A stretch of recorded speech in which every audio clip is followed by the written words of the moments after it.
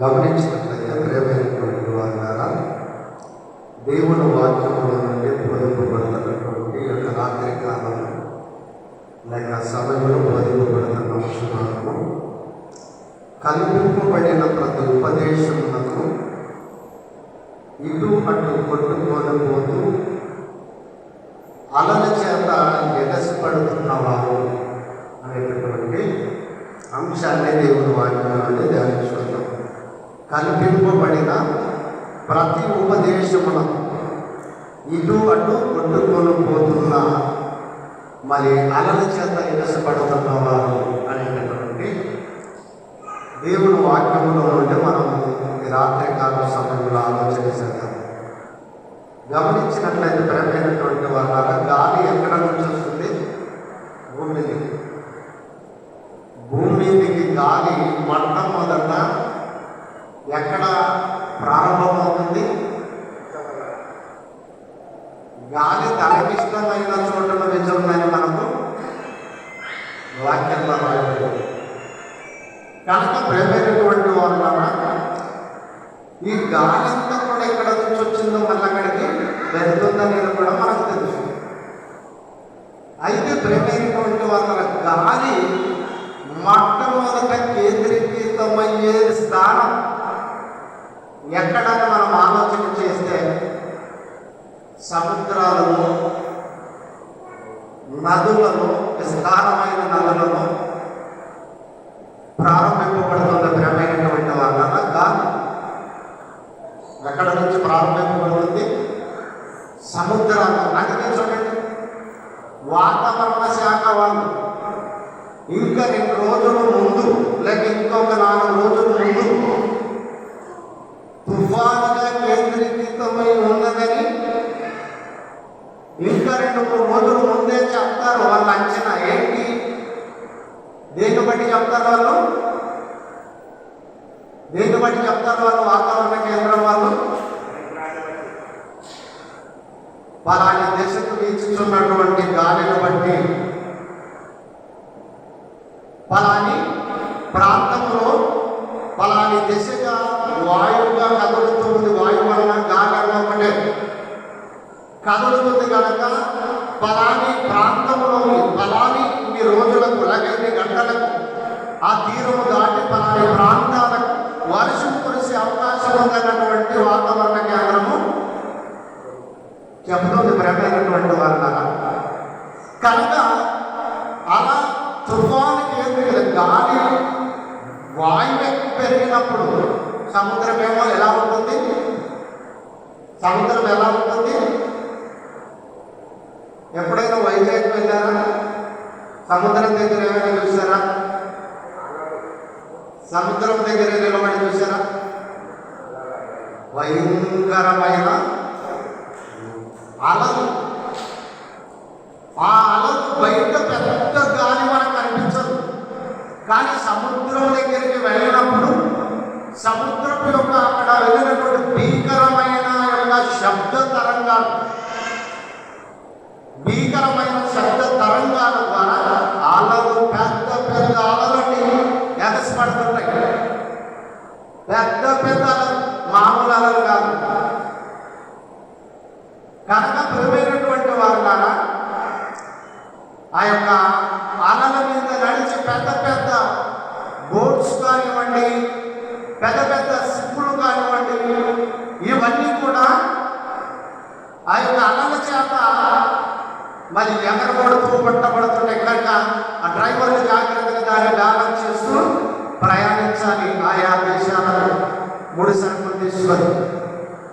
కనుక గమనించినట్లయితే ప్రేమైనటువంటి వాళ్ళారా, దేవుని వాక్యాన్ని మనం ఆలోచన చేస్తే దేవుని వాక్యాన్ని వింటున్నటువంటి తన పిల్లలైన వారు కూడా అలానే ఉన్నారంటారు.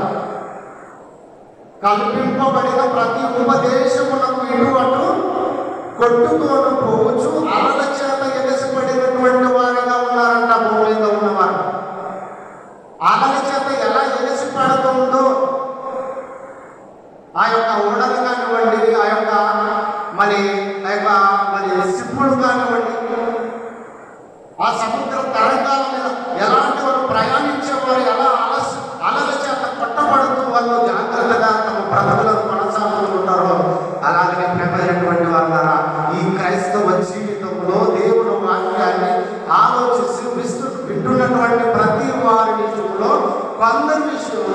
ఈ మాటలు రాయించాడు. కనుక చూడండి, అలా ఎగసి పడుతూ అలల చేత ఎటు అటు కొట్టుకొని పడ్డ అలలు ఎక్కడొస్తే అలలు ఎక్కడ తీరానికి తాకుతాయి, చివరికి ఏదో ఒక మూలకి తాకుతాయి. మళ్ళీ ఇంకో నుంచి వీశాన గాలి ప్రారంభించినప్పుడు మళ్ళీ అలలు మళ్ళీ ఇంకో దుక్కుకు తాకుతూ ఉంటాయి. కనుక ఇలా కల్పింపబడిన ప్రతి ఉపదేశము చేత వింటున్నటువంటి మీరు ఎవరు బోధకులు బోధిస్తున్నప్పటికీ కూడా అలా దశకు చేరేవారిగా ఉంటున్నామా? అలా అలల చేత కొట్టబడేవారిగా మనం ఉన్నామా? కనుక దేవుని వాక్యాన్ని ఒకసారి మనం ఆలోచన చేయాలి. ఏమైనా మనం స్థిరత్వము లేని బలమైనటువంటి ఒక సిప్పు చూడండి, చాలా పెద్ద పెద్ద సిప్పులు ఉంటాయి. ఈ అలల దాడిని తట్టుకోవడానికి ఏం చేస్తుంటే సముద్రాల్లో నీటిని నింపుకుంటూ ఉంటుంది. ఏదైతే లోడు ఉంటుందో దాని మీద భీకరమైన ఆ యొక్క ముడిసరుకు అది కదలకుండా ఎక్కడ బోర్ల పడకుండా యొక్క సిప్పు డ్రైవర్ ఏం చేస్తాడు, నీటిని నింపుకుంటాడు.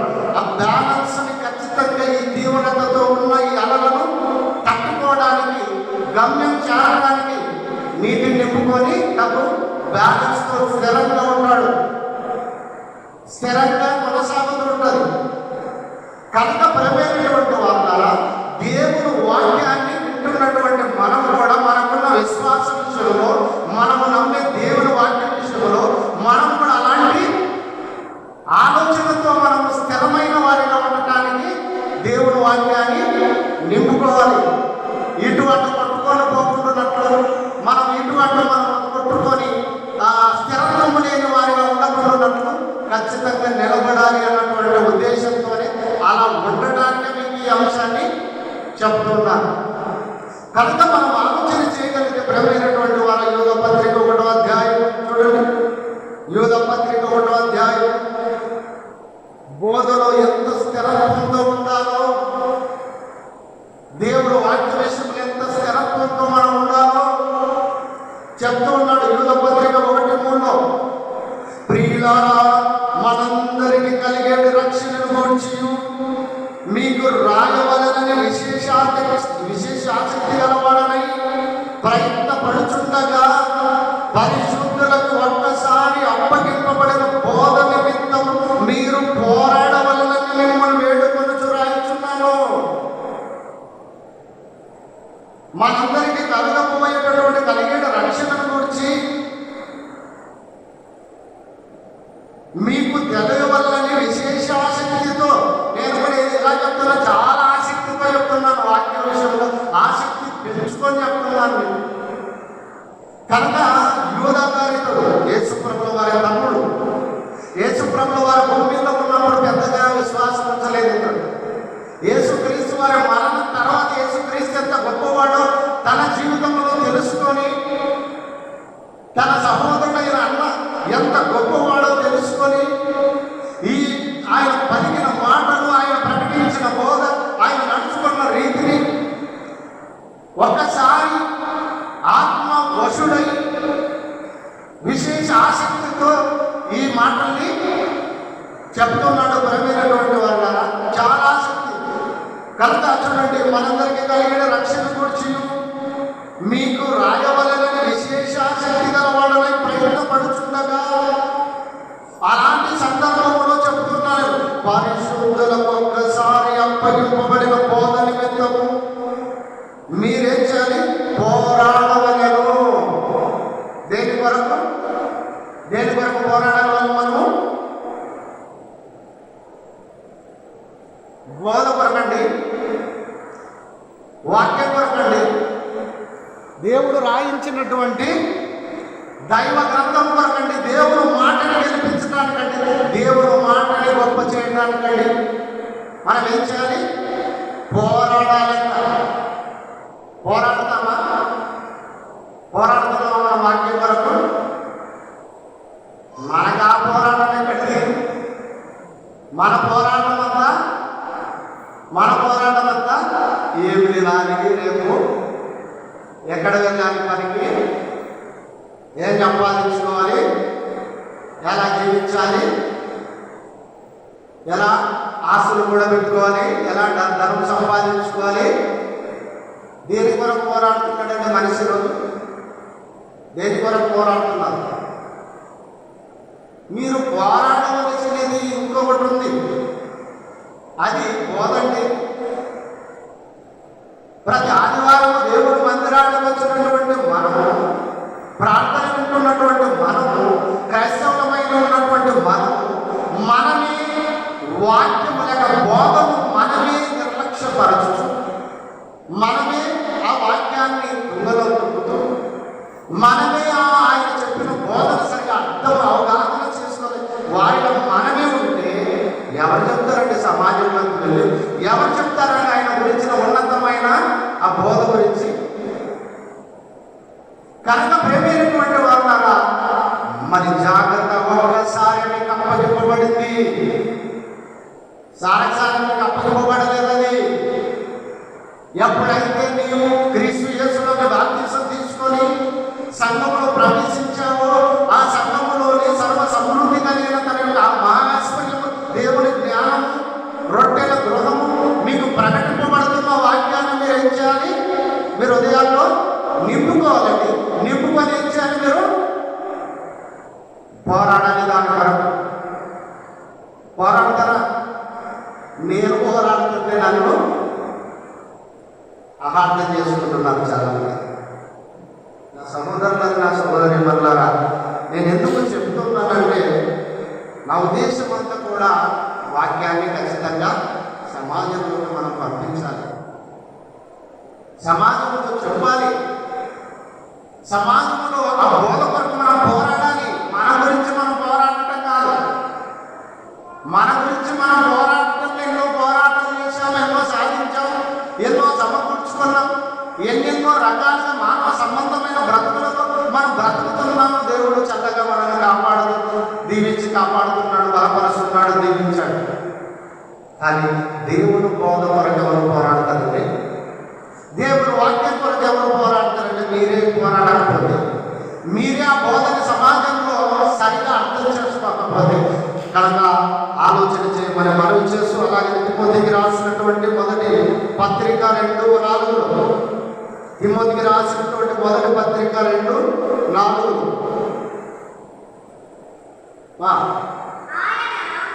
ఆయన మనుషులందరూ రక్షణ పొంది సత్యమును గూర్చిన అనుభవ జ్ఞానము గలవారై ఉండవలెనని నిశ్చయంతో ఉన్నాడంటే దేవుడు. మనుషులందరూ రక్షణ పొంది సత్యమును గూర్చిన అనుభవ జ్ఞానం గలవారై ఉండవలెనని నిశ్చయతతో ఉన్నాడంటే. అందుకంటే 66 పుస్తకాలు మన ముందు పెట్టాడు దేవుడు. ఎందుకు పెట్టాడు? దేవుడు వాక్యాన్ని పరలోకం నుండి భూమి మీదకి ఎదిగించాడండి. వాక్యాన్ని 66 పుస్తకాల్లో కొన్ని లక్షల మాటలు, కొన్ని వేల వచనాలు, కొన్ని కోట్ల పదాలు, కొన్ని లక్షల మాటలని, కొన్ని వందల విషయాలు, వేల విషయాలను ఎందుకు రాయించాడు దేవుడు? ఒక్క మాటకి నువ్వు మారవా? ఒక్క విషయాలకు మీరు పరిపూర్ణులు కాలేరా? కొన్ని విషయాలకు మీకు అర్థం కాదా? కనుక అలా అర్థం కాదనే ప్రమైనటువంటి వాళ్ళారా, తన యొక్క మహత్వ కలిగినటువంటి తన జ్ఞానమును సుమారు 40 నుంచి 42 మంది బౌద్ధములను, నీతివంతులను, ప్రవక్తలను ఈ సమాజంలోకి పంపి ఆయా సందర్భాల్లో, ఆయా ప్రాంతాల్లో, ఆయా పరిసరాల్లో, ఆయా సమయాల్లో, ఆయా పరిస్థితులకు అనుకూలంగా ఆయా సమాజానికి తన సన్నిధిలో తన యొక్క వాక్కు పని నిలబెట్టుకోవడానికి తాను రాయించిన గ్రంథం ఏంటి? దేవుని గ్రంథం బైబుల్ అండి. 66 పుస్తకాలండి. కనుక ఈ గ్రంథాన్ని మనం తెలుసుకోకపోతే మనం ఎలా ఉంటాం? మనకున్న విశ్వాసం అక్కడ ఏమన్నాడమ్మా? మనుషులందరూ రక్షణ గురించి రక్షణ పొంది, మనుషులందరూ రక్షణ పొంది సత్యమును గూర్చిన అనుభవ జ్ఞానము గలవారై ఉండడానికి నిశ్చయించుకొని పంపించాడంటే భూమి మీదకి మహాగ్రంథాన్ని. ఈ గొప్ప గ్రంథాన్ని ఎందుకు పంపించాడు? రక్షణ పొందుకోవడానికి మనకేమని అనుకోలేదు. నువ్వు ఎప్పుడు, ఏ కారణంలో, ఏ సమయంలో, ఏ రీతిలో నువ్వు స్త్రీవు కావచ్చు, పురుషుడు కావచ్చు, వృద్ధులు కావచ్చు, పిల్లలు కావచ్చు, నువ్వు ఎవరివైనా సరే ప్రేమైనటువంటి వారా, నీకున్న ప్రతి సమయ సందర్భంలో ఏ పరిస్థితుల వల్ల నువ్వు పడిపోతావో, నిన్ను పడిపోకుండానట్లు నిన్ను వెన్నుతట్టి నడపడానికి అనేక మంది భక్తుల ద్వారా దేవుని వాక్యాన్ని రాసి నీ కళ్ళ ముందు, నీ చేతిలో పెట్టిన, దీన్ని తీసుకెళ్ళి ఇంట్లో పెడుతున్నావు తప్ప, చెప్పిన ఒక గంట చదువుతున్నావు తప్ప ఈ గ్రంథంలో రాయబడిన విషయాలు ఏంటో అర్థం కాలేదండి. చదువుకోవడం లేదండి, చదువుకోవాలి. కనుక చూద్దాం ఇంకోమాట. మార్క్స్ వార్త 7వ అధ్యాయం 6వ వచనం. మార్క్స్ వార్త 7వ అధ్యాయం 6వ వచనం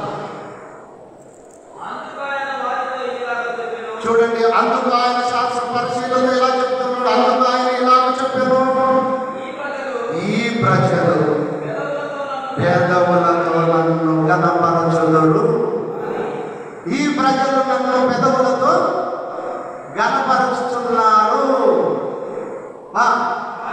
కానీ వారి హృదయము దూరంగా ఉందంటండి. దూరంగా ఉందంట. మనుషులు పెదవులతో గణపరుస్తున్నారు. పాటలు ఏంటో పడతారు కదా, ఏంటో పడతారమ్మా పాటలు? పెదవులతో కదా, నాలుకతోనే కదా. ఏంటంటే మరి ఈ ప్రజలు పెదవులతో నన్ను కనపరుచుచున్నారు కానీ వారి హృదయము దూరంగా ఉందట. ఎంత దూరంగా వాక్యాన్ని వరుసగా అయితే దాని వలన గమనించగలరా? పరిశీలించగలరా? పసి కట్టగలరా? ఆలోచన చేయగలరా? చేయాలంటే, గుర్తించాలంటే ఏం రావాలి? మీకు 66 పుస్తకాలు మీకు తెలిసి ఉండాలి. బైబుల్ అంతా కూడా మీరు తెలిసి ఉండాలండి. ఏం చెప్తున్నారో విషయాలను మీరు గుర్తించాలండి. అందుకని నాడు ఉదయం నేను చెప్పాను, బేరియలో ఉన్నవారు దశలోనికలో ఉన్నవారి కంటే గనులుగా ఉన్నారంటే వాళ్ళు వాక్య విషయంలో ఆసక్తితో వాక్యమును చూస్తూ అలా ఉన్నదో లేదో అని ప్రతి దినము లేఖనములను పరిశీలన చేస్తూ వచ్చారంటండి బేరియలో ఉన్నవారు. మనకి పరిశీలన ఎంత ఉంటే తప్ప దేవుని వాక్యాన్ని గ్రహించగలరు. కిందేమంటున్నాడు, ఇంకా ముగిస్తాను. వారు మానవులు కల్పించిన పద్ధతులు దైవోపదేశములని ప్రకటిస్తున్నారు. బోధకులు ఎవరు చెబుతున్నా, బోధకులు నోటొచ్చిన ప్రతి మాట దైవోపదేశమే అనుకోకండి, మోసపోతారు. ఆయన చెబుతున్న మాట అలా ఉన్నదా లేదా అని బేరియలో ఉన్న సంఘర్షణ ఎలాగైతే వాక్యమును పరిశీలిస్తూ వచ్చారో, మీరు కూడా నా ప్రియమైన సహోదరి సహోదరులారా అలాంటి జ్ఞానవంతులుగా, అలాంటి బలవంతులుగా కావలసినటువంటి ఆవశ్యకత మనకు ఉంది అన్నటువంటిది ఆత్మీయంగా, ఆత్మ ఆవేశంతో, ఆత్మ ప్రేరణతో మిమ్మల్ని మరి రిక్వెస్ట్ చేస్తున్నాను. కనుక వారు మానవులు కల్పించిన పద్ధతులను ఇవి కూడా వాక్యం చెప్పాడు దైవోపదేశములు అనుకొని బోధించుచున్నారు. కనుక మీరందరూ కూడా వ్యక్తముగా నన్ను ఆరాధిస్తున్నారు అని రాయబడినట్లు వేషధారులైన మిమ్మల్ని గురించి సరే ఈ మాట శాస్త్రపరిచిన వేషధారులైన మీకు అని చెప్తున్నాను. నేను డైరెక్ట్ అటాక్ చేసాడండి ప్రభు. శాస్త్రపరిచయలను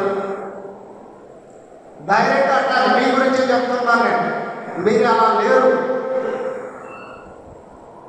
ఎందుకలా అలా చెప్తున్నాడు యేసుప్రభు. వాళ్ళు రకరకాలుగా ఆయనను చెలువ చేసింది కూడా వాళ్ళే తర్వాత. కానీ వాళ్ళు ఏదో చేస్తారని, ఏదో ఆయనను శిక్షకు అప్పగిస్తారని, నాకు ఏదో వీళ్ళు ప్రమాదాన్ని కల్పిస్తారని భయం లేదండి యేసుప్రభుకి. ఇంకొక సందర్భంలో అంటాడు, నీవు ఏ విషయంలో మొహమాటం లేనివానిగా వాక్యాన్ని బోధిస్తున్నావే యేసు, ఏ విషయంలో నువ్వు మొహమాటం లేకుండా నువ్వు పెద్దలు అన్నటువంటి ఒక పిలాతుని ఏమంటాడు, ఆ నక్కని చెప్పండి అంటున్నాడు. పిలాతు అంటే గవర్నర్ అంటే పిలాతు అంటే వెళ్ళాలి అక్కడికి చెప్పండి అంటున్నాడండి. ఓ విషయంలో చెప్పలేకుంటారా మాటని, చెప్పలేకుంటారా యేసుప్రభు అన్న మాటని. అయ్యా నిన్ను ఏమన్నాడు, నక్క అన్నాడండి పిలాతు. నీ రాజ్యం ఏదయ్యా, నీ రాజ్యం ఎక్కడయ్యా? నాకంటే బంధువులు ఉన్నారు, సైనికులు ఉన్నారు, ఆయుధాలు ఉన్నాయి, సువాసనాలు ఉన్నాయి, అధికారాలు ఉన్నాయి, ఎంతో మంది నాకు నిత్య పరిచర్య చేసేవారు ఉన్నారు. నీకెక్కడయ్యా? నేను ఎవరు కాపాడడానికి కూడా ఎవరు లేరంటే వెళ్ళి ఆ నక్కకి చెప్పండి. పిలాతు నీవనుకున్నట్టు ఈ లోక సంబంధమైనది కాదయ్య నా రాజ్యం అన్నాడు లేదా మాట? ఈ లోక సంబంధమైనది కాదయ్య నా రాజ్యం, పరలోక సంబంధమైన రాజ్యం నాది. ఇక్కడున్న ఈ సైనికులను చూసుకొని నువ్వు ముడిచిపోతున్నావు, ఇక్కడున్న యుద్ధ సామాగ్రిని బట్టి నువ్వు ముడిచిపోతున్నావు, ఇక్కడున్న అధికారాన్ని బట్టి నువ్వు వెర్రబీగుతున్నావు. నాకు పరలోకము నుండి అధికారము, దేవుడు నుండి నాకు అధికారం. ఈ అధికారం ద్వారా నువ్వు ఏ మాట వాడవయ్యా అన్నాడు. కనుక ఇలా బోధిస్తుంటే ఏమంటున్నారు యేసుప్రభు, ఏ విషయంలో ఓ మాటము లేకుండా దేవుని విషయంలో నువ్వు ప్రకటిస్తున్నావు, నువ్వు ఏ అధికారంలో బట్టి బోధిస్తున్నావు అని మళ్ళీ అడిగిన శాస్త్రపరచు. ఏ అధికారం అంటే భూమి మీద ఉన్న అధికారం ఈ శాశ్వతమా? ఈ శాశ్వతమైంది కాదండి. ప్రతి 5 ఏళ్లకు మారిపోయేటటువంటి రాజకీయ నాయకులకు కూడా అధికారం శాశ్వతం కాదు. కనుక దేవుడిచ్చినటువంటి అధికారము, దేవుని పిల్లల సౌకులకు నీకు ఇచ్చిన అధికారము ఇది 5 ఏళ్ల కాలం కాదు. సమాజంలో నశించిపోతున్న వారందరికీ బ్రతుకున్నంత కాలం ఆ అధికారపూర్వకమైన హోదాను ప్రకటించడానికి తన యొక్క సన్నిధులు, తన యొక్క పక్షాల ప్రతినిధులుగా నిలవబెట్టుకున్నాడంటే దేవుడు. కనుక దేవుని విషయంలో మనం ఆలోచన చేద్దామని మాత్రం మీకు చెప్తున్నాం. కనుక వారు మానవులు కల్పించే పద్ధతులు, దైవోపదేశములను బోధించుచు వారి హృదయం నాకు దూరముగా ఉన్నది, నన్ను వ్యర్థముగా ఆరాధించుతున్నారు. వేషధారులైన మిమ్మల్ని గురించి యెషయా ప్రవచించినది సరే కదా. చూడండి, మీరు దేవుని ఆజ్ఞను కొంచెమన్నా ఆలోచన చేయడం, కొంచెం కూడా ఆలోచించే బొత్తిగా అన్నమాట అన్నది ఎప్పుడు వాడతారు మనుషులు? బొత్తిగా అన్నమాట వాడతారు కదా. కొంచెమన్నా మీరు ఆలోచన చేసేవారు కనుక బొత్తిగా పూర్తి మైనస్ ఉన్న కూడా మీలో వాక్యానికి విలువలేదు. కనుక బొత్తిగా నిరాకరిస్తున్నారు వాక్యాన్ని, దేవుని వాక్యాన్ని. శాస్త్రపరిచయాలు నిరాకరించారని ఈరోజు కూడా సమాజంలో చాలా మంది నిరాకరిస్తున్నారు. కనుక వినుచున్నటువంటి మీరు వాక్య విషయంలో ఐశ్వర్యవంతులుగా, ధనవంతులుగా, డబ్బుల విషయంలో కాదు, వాక్య విషయంలో ఐశ్వర్యవంతులుగా, ధనవంతులుగా, దేవునికి ప్రతినిధులుగా, దేవునికి నచ్చిన ప్రియమైన విశ్వాసులుగా, పిల్లలుగా ఉండటానికి ప్రయత్నపడాలని, ప్రతి నిత్యం ఆలోచన చేయాలని, బైబిల్ పరిశీలన చేయాలని దేవుడు వాక్యం ద్వారా తెలియపరిచిన ప్రతి వాక్యాన్ని దేవుడు మన వీడియోలో దీవించును గాక.